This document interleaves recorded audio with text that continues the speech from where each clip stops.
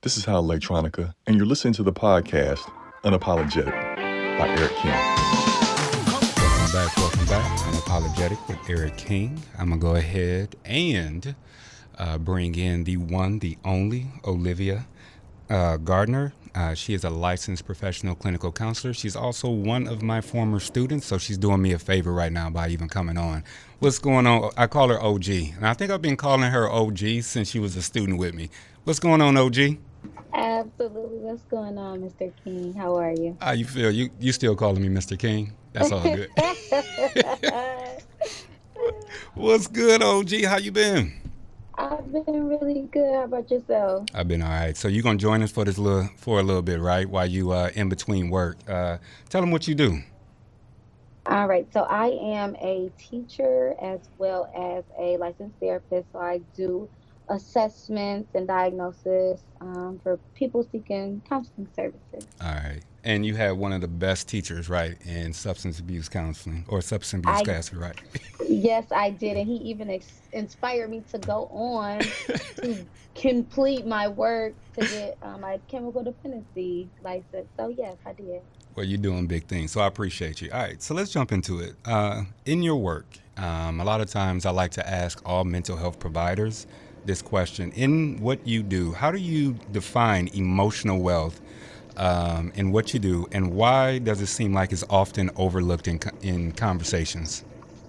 I think that's a really good question. So, as an African American therapist, I would describe emotional wealth as just a state of being in general, where a person has a deep understanding of who they are and their emotions, and really just their inner strength and what they have inside of them.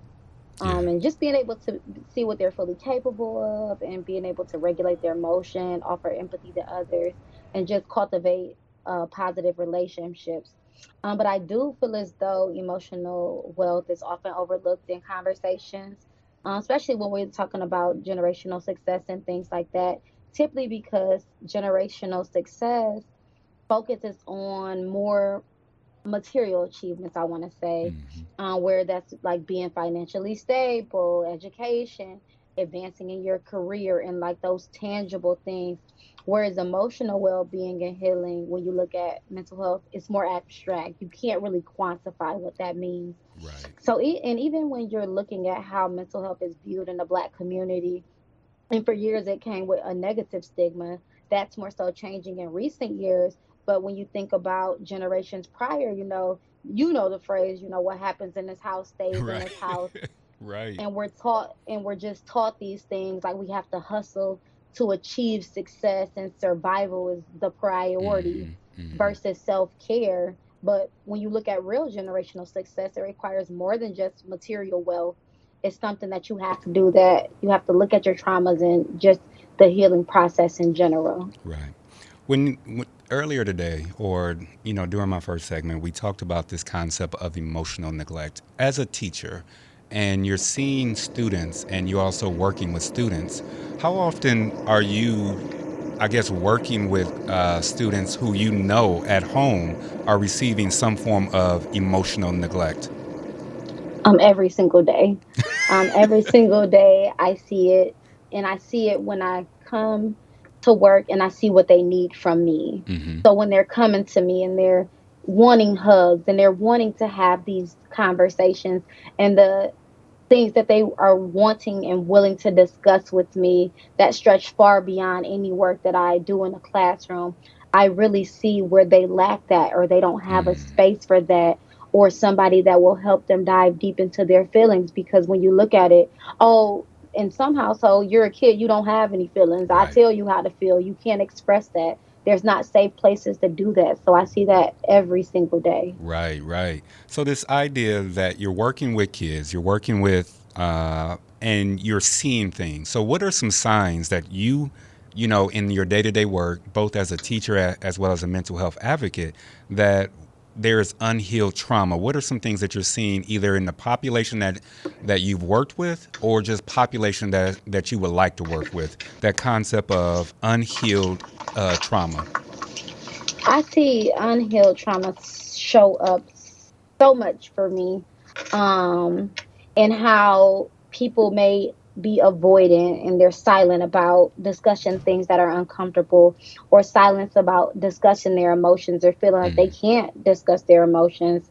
I also see it show up when I see people who are overcompensating or mm, role playing when they're maybe taking on a caregiver role in their family, or they may take on a peacemaker role where they're trying to manage the tension within their family unit so that they can limit things that go on that cause like the underlying traumas to kind of show up. right.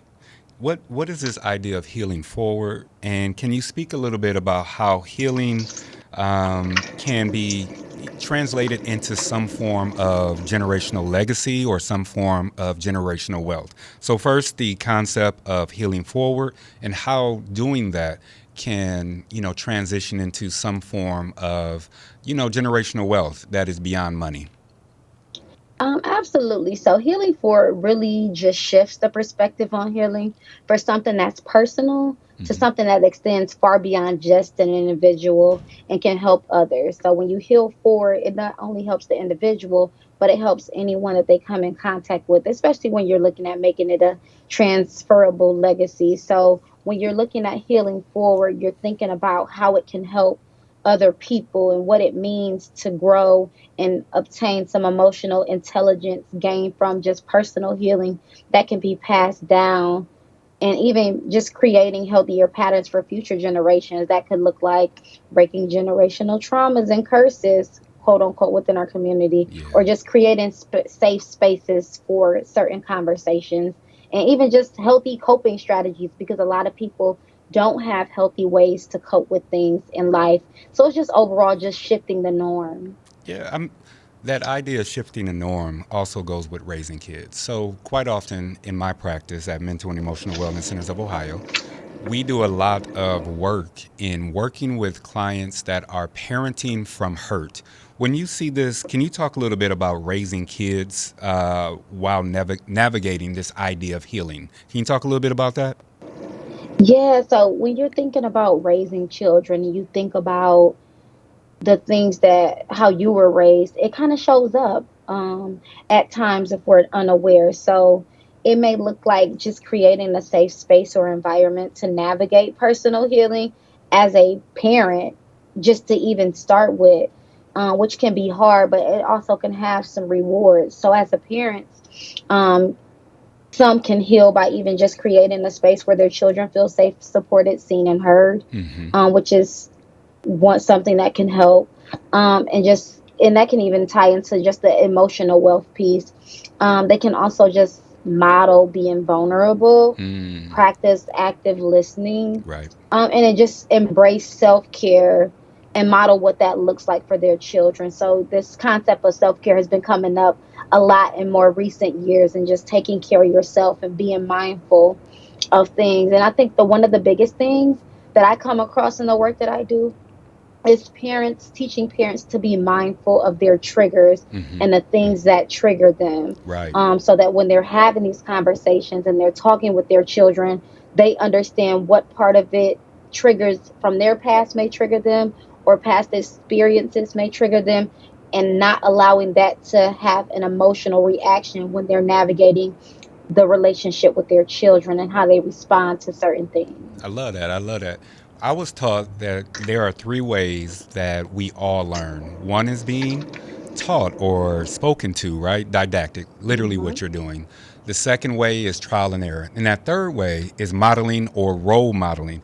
What so when we're looking at our culture as it relates to role modeling a healthy way of healing from trauma, what are some examples that you have? Because I know, I'm gonna be real honest with you, there are more role models or ways of learning on how to suppress the trauma that you are having.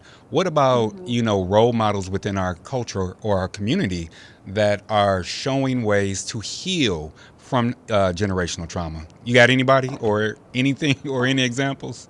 Yeah, so I guess for me, I try to be an example even within my own family unit, and try to be a role model for what that looks like and how to openly discuss feelings. So I have a nephew, he's 16, and since he was a young man, I've always modeled to him that it's okay and encouraged him to express his emotions.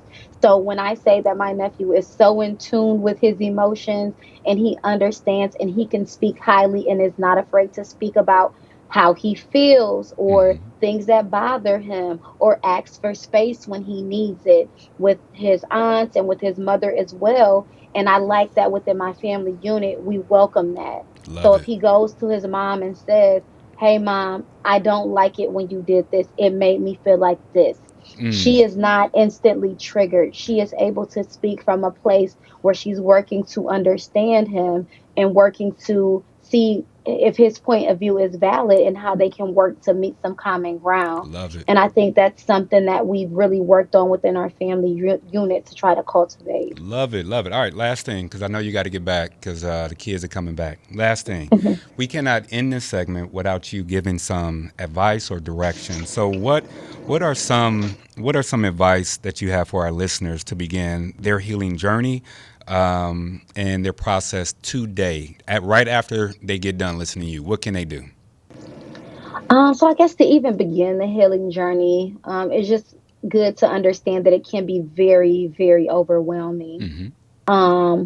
But once a person understands that healing is personal, way of going about things, and it's just not a one size fit all, and Hmm. it looks different for everyone, they'll be, first of all, in a better space to navigate it. So, Nice. one thing they can do is just start with intentional steps like Hmm. self care, journaling, maybe doing some mindfulness or breathing activities, as well as learning to trust themselves when they're going through trauma. So it's easy to lose trust in your own emotions and instincts when you're in a space of trauma and being triggered. So just being able to work to just trust yourself, even again, or maybe for the first time. Yeah. And then the last thing I would have to say is being open to forgiveness and acknowledging that it doesn't all happen at once. But being able to forgive someone is releasing yourself from having to carry such a heavy weight around. Wow. Um, and just knowing that you got to offer yourself some patience and know that there's no right way to heal, but just being intentional about wanting to be healed from the things that have triggered you or traumas you have experienced. Love it. Big shout out to CSU. That's that CSU education. That's that Absolutely. CSU education. But I appreciate your time. So thank you, OG. So that let me call you by your real name. So that is licensed professional counselor Olivia Gardner.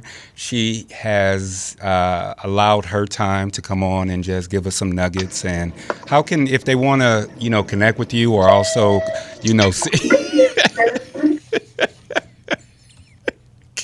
we're gonna have to let her go because she got to head back to work. That was the bell.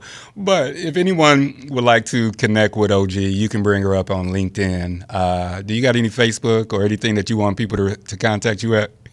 Yep. So I have a Facebook and I also have a LinkedIn that I can be contacted at. So Okay. on LinkedIn, I'm on there as Olivia Gardner, and on Facebook, I'm on there as Olivia Gardner as well. All right, OG. Keep doing what you do. Go back because I done heard that bell, so you got to get back to work. Yep. The bell is ringing. I appreciate you. Thank you so All much, right, Mr. King. I'll talk to you later. Peace out. All right. That is licensed professional clinical counselor Olivia Gardner. You can reach her on LinkedIn. Like I said, she's one of my students, and she has done great things. So the idea of generational trauma or dealing with generational trauma is something that we definitely need to do a little bit more exploration on, and also, for lack of a better term, come out of the closet when it comes to putting things away that we feel as though we cannot talk about. But we are going to take a quick break. Then on the other side, we're going to just touch on the highlights and then bring on author, psychiatric nurse practitioner Joy King. This is Unapologetic on WOVU 95.9 FM.